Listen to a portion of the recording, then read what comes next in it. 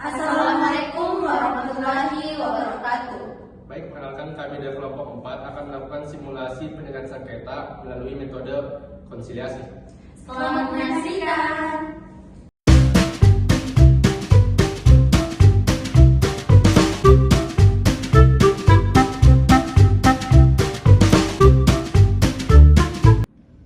Perkenalkan, nama saya Zita Selima selaku pendamping serta kuasa hukum dari pihak kedua yaitu Mutiara Hikmah. Perkenalkan, nama saya Windy sebagai notulen. Perkenalkan, nama saya Mutiara Hikmah sebagai pihak kedua, pemilik usaha catering Berkah Nusantara. Baik, perkenalkan nama saya Noval Sawal sebagai konsiliator. Baik, perkenalkan, nama saya Noresa Usman sebagai pihak pertama, manajer BMT Berkah Sejahtera.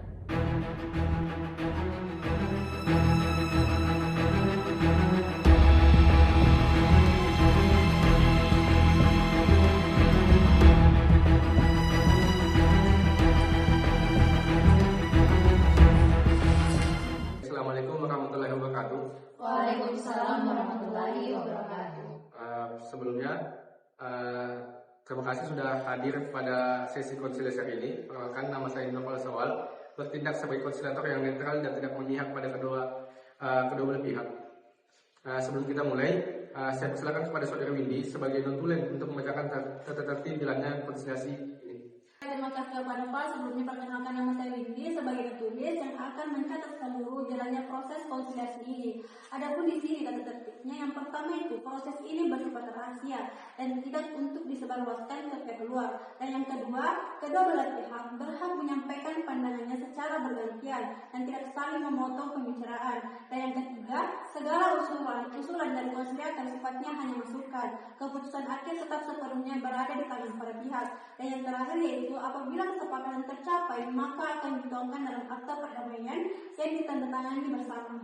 Baik, apakah semua pihak sudah memahami dan menyetujui tata tertib tersebut? Setuju dan siap mengikuti.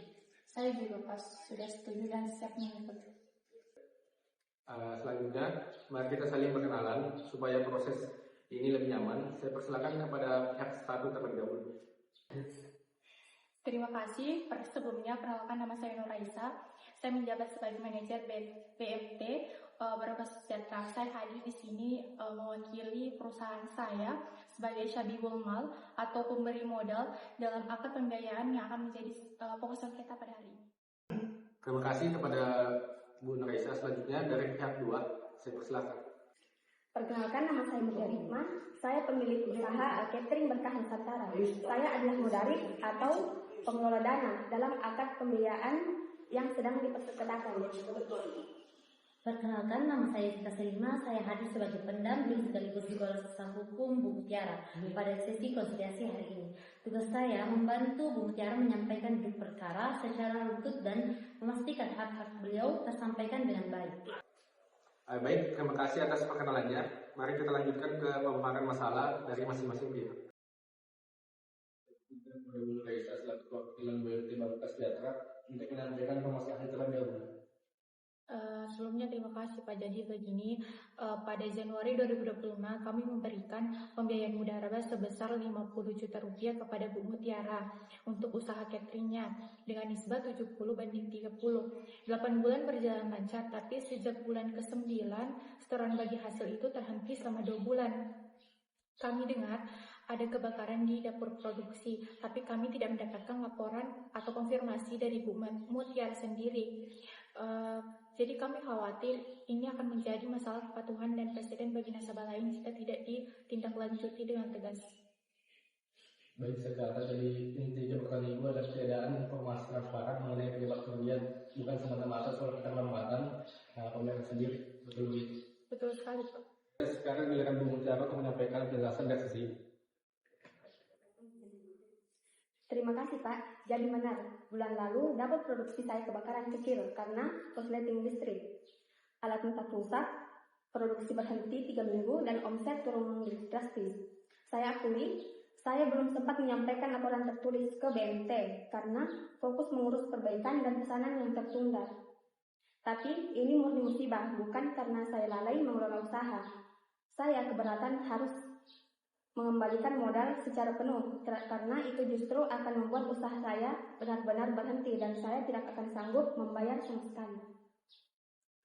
Izin menambahkan Pak, dalam prinsip akad mudharabah, kerugian modal semestinya ditanggung oleh sahibul mal selama bukan disebabkan oleh kelalaian atau pelanggaran kesepakatan oleh mudharab. Kebakaran karena korsleting listrik ini termasuk kejadian di luar kendali klien saya. Jadi menurut kami, ini bukan bentuk kelalaian usaha. Baik, akan kami catat. Jadi persoalan utamanya bukan soal itikat, tapi soal komunikasi yang terlambat dan kemampuan bayar yang menurun akibat kejadian di luar kendali Ibu. Tepat sekali. Baik, dari apa yang kita dengar, sebenarnya kedua pihak punya kepentingan yang jalan. Ibu Nuraisa ingin ada transparansi dan kejelasan status pembiayaan, sementara Ibu Mutiara ingin usaha tetap bisa berjalan dan tidak terbebani modal secara mendadak. Izinkan saya mengusulkan beberapa opsi penyelesaian.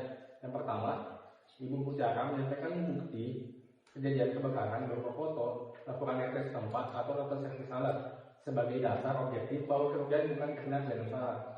Opsi kedua, mengingat prinsip mudharabah bahwa kerugian modal akibat musibah juga kendali mudharib semestinya turut ditanggung oleh sahibul mal. Maka bisa dipertimbangkan adanya penjadwalan ulang atau reschedule pembayaran bukan penagihan modal secara penuh dan sekaligus. Dan opsi yang terakhir, kedepannya disusun kesepakatan tambahan mengenai kewajiban pelaporan kondisi usaha secara berkala, misalnya setiap bulan, supaya tidak terjadi lagi miskomunikasi seperti kasus ini. Bagaimana tanggapan dari kedua pihak mengenai usulan tadi? Kami bisa menerima usulan itu asal ada bukti kejadian kebakaran dan ada komitmen pelaporan rutin ke depannya. Dari sisi kami juga setuju. Usulan ini cukup adil karena tetap menghormati prinsip bagi risiko dalam akad mudharabah dan sekaligus memberi ruang bagi klien saya untuk tetap menjalankan usahanya. Saya juga setuju. Saya akan siapkan bukti-buktinya dan saya siap membuat laporan bulanan agar lebih transparan. Baik, terima kasih atas etikat baik kedua belah pihak. Saya rasa kesepakatan ini adil dan saling menguntungkan. Selanjutnya, Saudara Windy akan mengerjakan hasil akhir kesepakatan untuk ditandatangani sebagai bentuk perjanjian perdamaian. Baik, ini adalah ringkasan akta kesepakatan konsultasi antara BNT Baroka Sejahtera dan usaha catering Berkah Nusantara yang berisi 3 poin seperti yang telah disebutkan tadi. Jadi saya persilakan kepada para pihak untuk menandatangani.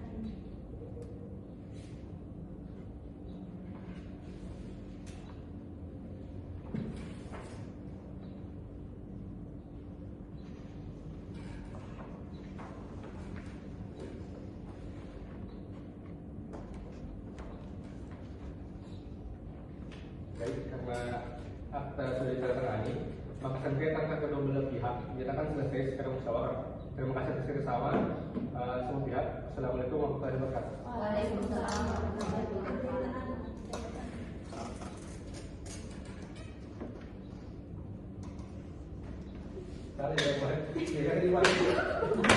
Baik, itulah tadi simulasi penyelesaian sengketa melalui konsiliasi. Sekian dan terima kasih. Wassalamualaikum warahmatullahi wabarakatuh. Anjana mitai.